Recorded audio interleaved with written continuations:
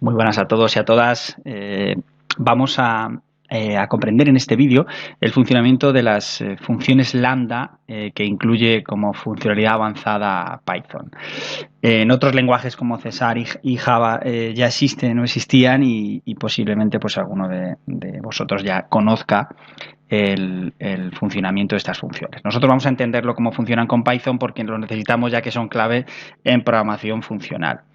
Vais a ver que simplifica de una forma muy clara algunos de los bloques de código que construíamos hasta ahora usando funciones, ya que como su nombre indica, pues no va a dejar de ser una función, pero una función en este caso sin nombre, que viene representada por una única expresión.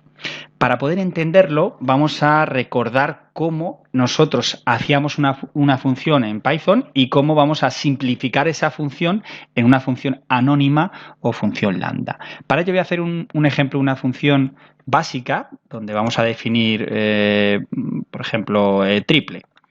Una pequeña función donde le vamos a pasar pues un número y esta función lo que va a hacer va a ser retornar el número, resultado, va a ser igual a ese número que nosotros pasemos multiplicado por 3. ¿Vale? Es decir, es algo bastante sencillito, si veis, nosotros retornamos resultado. Es decir, esta función muy básica es una función llamada triple que pasándole un número, ese número lo multiplicaremos por 3, lo guardaremos en resultado y retornamos el resultado. ¿Vale? Si nosotros cambiamos de celda y, por ejemplo, llamamos a triple y le pasamos el valor 10, pues automáticamente si ejecutamos vemos que nos devuelve 30. Muy simple, muy basiquito.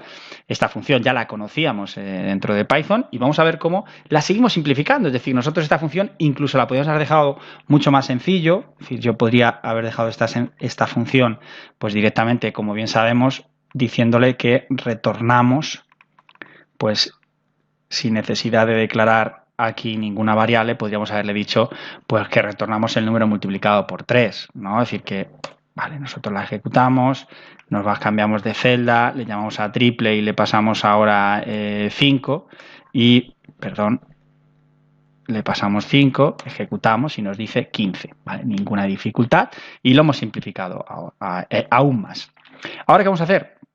Reducir esta función a una función lambda. Para ello, nosotros necesitamos guardar el resultado en una variable. Imaginad, voy a crear una variable llamada trip, para no confundir con el triple o valor, sin más.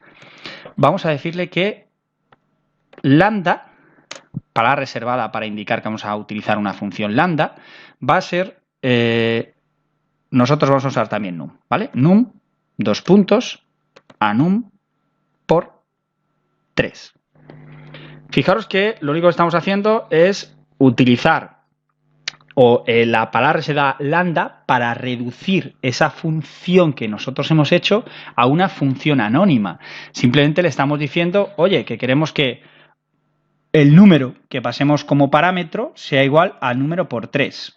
Ponemos la palabra reservada lambda para saber que es una función lambda y esto se va a guardar en la variable valor. Fijaros qué simple ha quedado, de tal manera que si nosotros nos cambiamos de celda y automáticamente llamamos a valor y le pasamos 5, si ejecutamos, por no confundirlo con otro, vamos a pasarle 8, mirad cómo nos da 24. Hemos reducido una función con las que nosotros estábamos acostumbrados a utilizar, que con la palabra sea def, nombre de la función, los parámetros que reciba, dos puntos, y luego la acción. Fijaros que lo hemos dejado en una simple línea de forma mucho más sencilla. Esto es importantísimo porque lo vamos a utilizar, o como os decía antes, es clave en la programación funcional. Usamos la palabra lambda, fijaros que el número que pasemos como parámetro va a ser igual a número multiplicado por 3, esta asignación se guarda en valor, mirar cómo es cierto que nosotros llamamos a valor, le pasamos 8 y nos devuelve la información. Es una pequeña iniciación o inicialización a las funciones lambda que son importantísimas